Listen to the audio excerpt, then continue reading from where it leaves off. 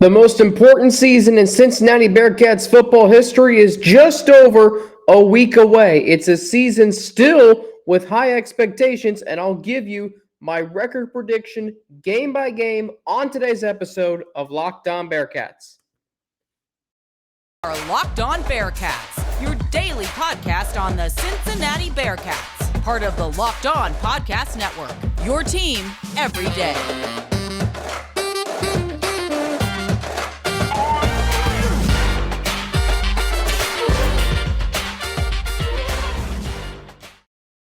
Thank you so much for making Locked On Bearcats your first listen of every day. It's Friday, August 26th of 2022, and today we are presented by BetOnline. It has you covered this season with more props, odds, and lines than ever before. BetOnline, where the game starts. Alex Frank with you, your host each and every day. Locked On Bearcats, your team every day, free and available everywhere you get your podcasts and on YouTube. Don't forget to subscribe to the Locked On Bearcats YouTube channel, up to 438 subscribers and counting. Follow us too to get an alert every time we drop a new episode. So today it's the final of my season preview 5 ways. What a great week it's been. If you've missed any of our season preview episodes, you can go back and listen to them on YouTube or wherever you get your podcasts, Apple, Spotify, Stitcher. Monday was the offense. Tuesday was the defense. Wednesday, we had Russ Heltman, my colleague from All Bearcats. Yesterday, we had Mo Egger from Cincinnati's ESPN 1530 and 700 WLW, and of course, the Bearcats radio broadcast crew. Today, it's my season preview, straight up yours truly. Why this is the most important season in Bearcats football history, the high expectations that still remain, and my highly anticipated overall record prediction game by game, where I think Cincinnati ends up at the end of the season. So without further ado, here we go. Why this is the most important season in Bearcats football history. It's plain and simple. It's sandwiched around a season after a college football playoff appearance and the season before moving to the Big 12. When I think of this season, I think of this season as a season of validation, a season of putting a stamp on the program. When you're sandwiched around going somewhere where this program has never been, going to heights this program has never reached, but now has, and is before going to a territory that this program has never been in, and that is a Power 5 conference. Even though this program in this university has always felt like a major player role in college athletics, it's never competed on a Power 5 level, and it's going there next year. But this is still a season where amid a lot of change, but still playing in a very winnable, and quite frankly, the Bearcats should win, more on that in segment 2, the American Athletic Conference. This season is about validation. Why what you did last year was not a fluke, and why where you're going next year is, I'm trying to think of another word for validated, but why where you're going next year is warranted, is legitimate, and you deserve to be going where you're going. That's the word I'm looking for. Why where you're going next year is deserved. Because this team deserves it to go to a Power 5 conference. And as far as putting a stamp on the program, at the end of the day, Luke Fickell is the face of the program. Plain and simple. Because he's the head coach, and most often in college athletics, college football, the face of the program is the head coach. Now, when you have an icon like Desmond Ridder or Sauce Gardner, they can become the face of the program. But that, to me, is the face of the program on the field. But without all the talent that's been here for the last 4 years, Luke Fickell now has an opportunity with a team with talent of lesser extent to say, this is how we run our program, and it's still going to get us to where we want to go. You heard Mo yesterday describe this team as like 2018, but better, and I agree with him. because I think there is a winning culture in place. I believe there is more talent. I believe there is more depth on this team than that team in 2018. And that year, Cincinnati, you saw Luke Fickell and everything he had preached from day one in season one, year one of his tenure here at Cincinnati. Everything he had preached came into fruition that year. And that established the Bearcats program. Now you are putting your stamp on it. You're in year 6, your final season in the American Athletic Conference, and you are defending a lot. When we talk about this being a season of validation and putting a stamp on the program, you are defending the following: a college football playoff berth. One of only 4 teams defending a college football playoff berth. You're defending 2 straight conference championships. You're defending 16 straight conference wins. You are defending 26 straight home wins. That's a lot. For a team that lost 9 starters to the NFL draft last year. For a team that lost its starting corner, both starting corners, quarterback, running back, wide receiver, defensive tackle, safety, linebacker. That's a lot. That's a lot of players lost. Defensive end, can't forget about Myjai Sanders. That's a lot of talent to replace. 2 linebackers. Another wide receiver. So there is a lot of change happening around this program.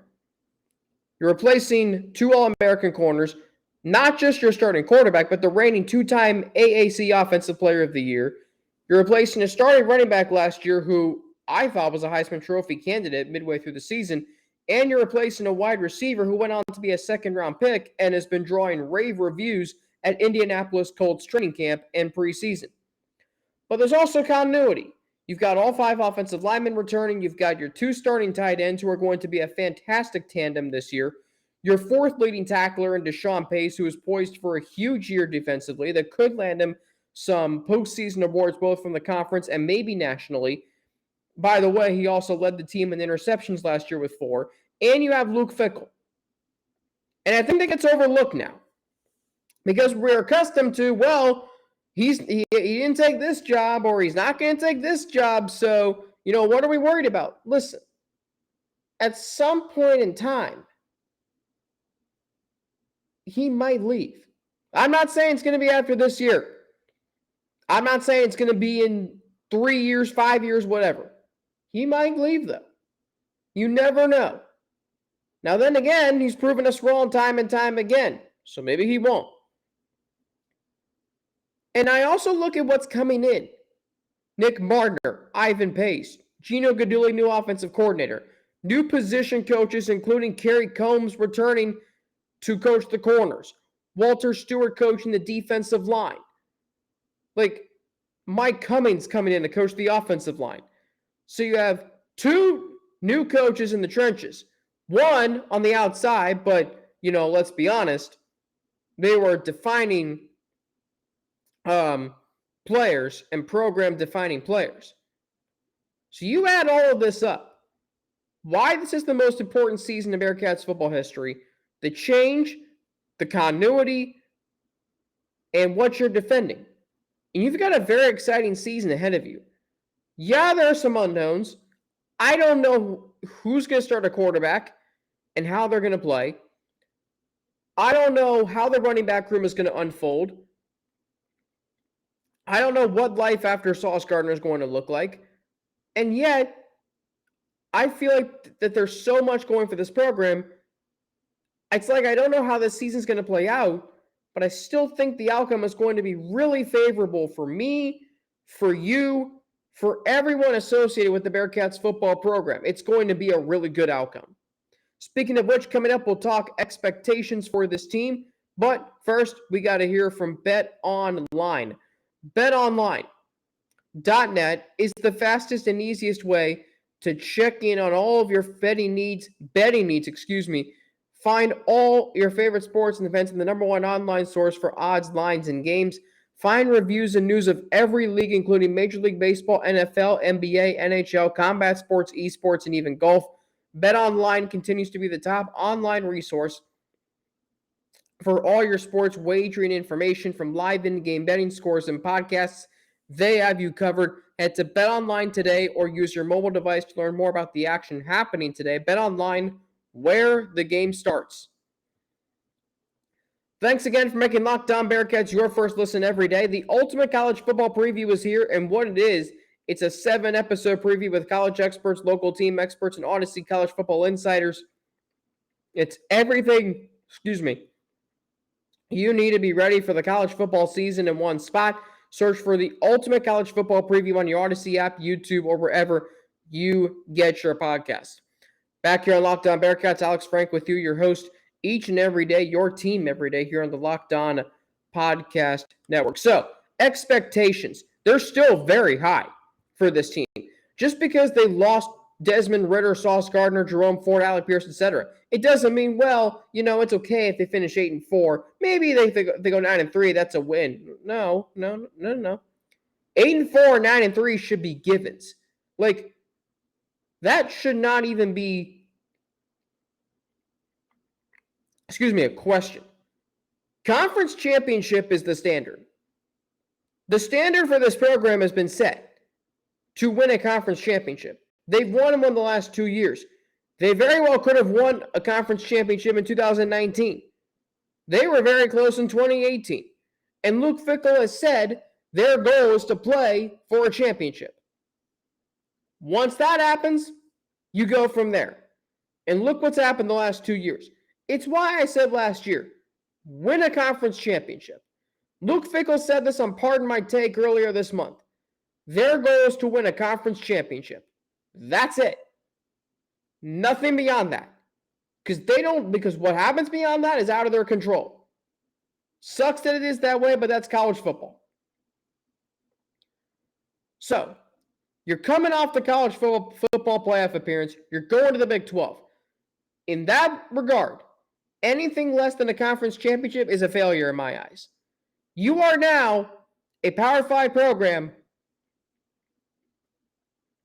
and a program who just went to the college football playoff, still playing in a group of 5 conference. I still expect this team to look like the previous 4 teams. Tough and nasty. They can score offensively. There might be some growing pains with the new quarterback and running back, but they'll crush teams they're supposed to beat. And until someone beats them, until someone takes them down in the American, they're the gold standard in this conference. And there are legitimate threats in the conference this year. There are legitimate threats. Houston's gotten better, although they did lose Alta McCaskill IV to an injury in the spring. They have the best quarterback wide receiver combination in the league. I will not deny that. They also have a very good defense. A very good head coach. They have a culture. But they don't have Cincinnati's winning pedigree. Central Florida, they're going to bring speed. They're going to run the football. But they haven't won since 2018. SMU, they've been a competitive program for the last few years. Do you really think that SMU can give Cincinnati a legitimate run for their money? And I know the game's in Dallas this year, and that game's not going to be easy, but no. And then I think about Memphis. Do you really think Memphis, with a sophomore quarterback, who did play well last year as a freshman, I will give Seth Hennigan that, but they're not going to challenge Cincinnati. They've got teams below Cincinnati they have trouble with. So why are we even talking about them being Cincinnati? Until someone takes down the Bearcats, which could happen, they're not as unbeatable as they were last year. They could become that way. Until somebody takes them down, they are the gold standard in this conference. And I'm not tampering my expectations just because they lost 9 starters to the NFL draft. Not doing it. Speaking of which, The belief that the Cincinnati Bearcats are the gold standard in this conference is reflected in my season predictions, final record, game by game. That's next after a word from two of our sponsors. So it all begins next Saturday, September 3rd in Fayetteville, Arkansas, 3:30 p.m. on ESPN. Dave Fleming, Rod Gilmore, Tiffany Blackman on the call from Fayetteville, the Bearcats and the Razorbacks. 23rd ranked Cincinnati, 19th ranked Arkansas. This is going to be a fun afternoon, hopefully. So I like to do this every year, Bearcats and Bengals. I'm going to go through every single game, some thoughts on them, tell you what I think is going to happen. I'm not going to do final scores, or should I? Maybe I should. Yeah, I can do that. No, I don't know. Well, we'll see. Okay. Final score. I guess I will. Predictions for each game, and they will add up to my Bearcats' final record. So here we go. The season opener at Arkansas. Look, you know what you're walking into. Tough environment. It's a lot to ask for a new-look team. Plus, Arkansas is going to run the football. They have a dual-threat quarterback in KJ Jefferson. They have a good defense with Bumper Poole leading the way at linebacker. I think it's going to be a tough game for Cincinnati. I see Arkansas pulling this game out 38-21. I just don't think Cincinnati's going to – I think it'll be competitive early. Arkansas pulls away late. Bearcats start 0-1 for the first time since 2010. Kennesaw State, nothing really here. Bearcats win this game 56-7. Miami, Ohio. Look, there's a lot of change this season. One thing that won't change, this rivalry. The Bearcats have not lost in this rivalry since 2005. That continues on Saturday, September 17th. Bearcats handle Miami 35-14. Indiana. If you're worried about them, the Bearcats beat a really good Indiana team on the road last year. I expect more of the same this year. Bearcats win that game 42-21. So, we're at 3-1. Tulsa, on the road week 5. Sneaky trap game. You're traveling all the way out to Oklahoma. You never know, that could not be a great environment to play in. I'm still expecting to win. I'll say 30-20. Cincinnati gets it done there. USF at home, they won't have trouble in this game, hopefully. Bearcats win convincingly 49-14. So 5-1, 2-0 in conference play through the first half of the season. Then we go to the 2-game gauntlet road trip in October, late October. SMU. Just got to slow them down, but the Bearcats still have the upper hand in the series. By the way, SMU was 16th in 2020 in the COVID year. Cincinnati went in there and smacked them by 29. Last year, SMU was 7-3 coming into Nippert Stadium. Toughest game on the conference schedule. Some thought SMU could upset Cincinnati. That did not happen. 48-14 Bearcats won. Meaning Cincinnati's outscored SMU 90-27 in the last 2 games. That will continue in this series. I think in this series this year, I think this game is much closer, but Cincinnati wins 38-31. UCF, good Lord. Right now, I have UCF entering this game undefeated. I have the Bearcats at 6-1 undefeated in conference play. Could be a great primetime slot for this game. UCF's going to want to beat the Bearcats by 40. Why? Because the Bearcats went to last year. They went to where UCF feels like they should have been in a few years ago, and that's the college football playoff. 2017 national champions, Cincinnati actually did get to the playoff, and they'll beat UCF in this game 38-35. Last second field goal by Ryan Coe. Prove me wrong. Navy. You got to fear the triple option always. Bearcats are going to win this game at home convincingly. I'll say 42-14. ECU. Next week, Friday night. Nothing like nipping night. I have the day off from work that day, I hope. Cincinnati wins that game. Or night off, I should say. Bearcats will win that game 35-20. Temple.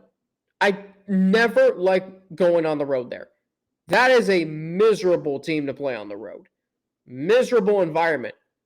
And I mean, for an Eagles game, the Lincoln Financial Field will be rocking. It won't be for this game. Trust me. Bearcats will win 27-17. Tulane at home on Senior Day, please. That could be moved to Black Friday on ABC. Great for Tulane that they're on ABC. They'll get embarrassed, though. Bearcats win that game. I'll go high on this one, 56-21. So, there you have it. Bearcats 11-1, and Bearcats 11-1, and 8-0 in conference play. Now, my order of finish in conference play, I mentioned Cincinnati 11-1, 8-0 in conference play. They win the regular season championship if there is one, plus the right to host the AAC championship game in Nippert Stadium. Houston right behind them at 10-2, 7-1 in the AAC because they will beat UCF, they will have a better conference record than UCF, who will finish 10-2 as well. SMU in fourth and 9-3, 6-2 in the AAC. Memphis also 9-3, 6-2 in the AAC. ECU in sixth, 4-4 in the AAC. By the way, SMU over Memphis gets the tiebreaker there for the Mustangs. Tulane 5-7, 2-6 in the American. Tulsa 4-8, 2-6. Navy 3-9, 2-6. USF 2-10, 1-7. And then Temple at 2-10 and 0-8, bringing up the rear.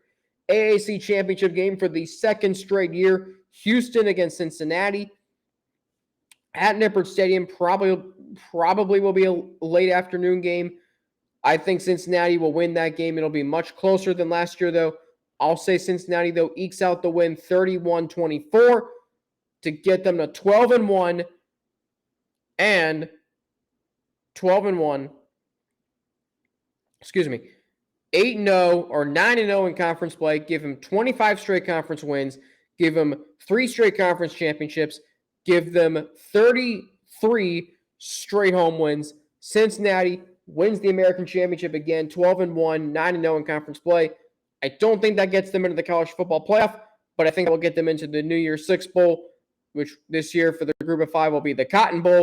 So, return trip to Dallas, sign me up. All right. How about that? That was fun. That was really fun today. That's my season preview record prediction. I'm going to do the same thing with the Bengals. So you know how I said every Friday at 3 I'll post a bonus content for the Bengals? Well, that'll come next Friday at 3 as well, which I might record that from my Charleston house. Be fun. Anyway, so next week we get to have a lot of fun. It's game week. It is game week. Now, the last time it was game week, I was recording from foreign countries. If you remember that, I wasn't recording on YouTube then. I had to get off Wi-Fi on my phone so I could get on Wi-Fi on my computer. That's a true story. From Royal Caribbean Oasis of the Seas. Wouldn't trade a single hardship, though, for the great time that was. The hardship that I endured. Wi-Fi, seasickness, I endured that badly. Twice. One time I had to send back a whole steak and carrot cake because I just could not eat that, and I still wish I would have had the carrot cake. But I had steak 4 other times, so I'm grateful. I'm blessed, and I'm here. So there's that for you. This game week will be much smoother in terms of the content you get from me. Monday, we've got my film takeaways from Arkansas from last year. What is being reported out of Fayetteville. Tuesday, we've got the Turning Point Tuesday, first edition, the turning points of the offseason, how we got to this point with Cincinnati. That'll be 4 days away from kickoff. Wednesday, hoping to have Justin Williams from The Athletic. Thursday is crossover Thursday with John Neighbors, from Locked On Arkansas. Friday is my game preview. Game preview. Thoughts, keys to the game, where this matchup will be decided, and of course my score prediction, which I've already given if you were listening, but I'll give it again next week to refresh you. Maybe it'll change. I don't know. Saturday, games at 3:30, so the recap will be up by 10. I will enjoy a nice meal at Cabanas near my Charleston house with the band playing in between the game and when I record. Hopefully it'll be a good dinner, which a lot of good food options there. So that'll be fun. Recap up by 10, and then, of course, film review and takeaways up Sunday by 8 a.m. by the time you get up for your Labor Day Sunday after a long Saturday of binge watching college football. Do you root for Notre Dame or Ohio State that night? Who do you root for if you're a Bearcats fan? Like, you don't like Notre Dame, but Brian Kelly's not there anymore. I actually think it's an easy choice. You root for Notre Dame. Why? Because you want to see Marcus Freeman win. And you do not like Ohio State as a Cincinnati Bearcats fan. Now, my cousin goes to Ohio State, so I respect Ohio State. I actually like their basketball team. I like watching them. But when it comes to football, I know I'm not supposed to root for them. So I don't. And I'm gonna admit something on this podcast right now. I'm not a fan of them anymore. But growing up, I was a Notre Dame fan. Why? So my dad, who claims himself to be the biggest Jewish Notre Dame fan there is, and I don't doubt that. His friend Kevin Shanley, who did, at least, I don't know if he still does now, works in the SMU communications department. Kevin Shanley might have something to say about that, being the biggest Jewish Notre Dame fan in the country. So, he became a Notre Dame fan in the 80s when he went to medical school in Chicago. So I took that and absorbed that in 2006 and grew up a fan my entire life. But then when I got to Cincinnati, I quickly distanced myself from the Irish. Why? Because people don't like Brian Kelly in Clifton, even though they should be over it by now. Some may never get over it. My mom's one of those people, and that's fine. However, for me, I'm over it. I respect Brian Kelly. This program isn't where it is right now without Brian Kelly.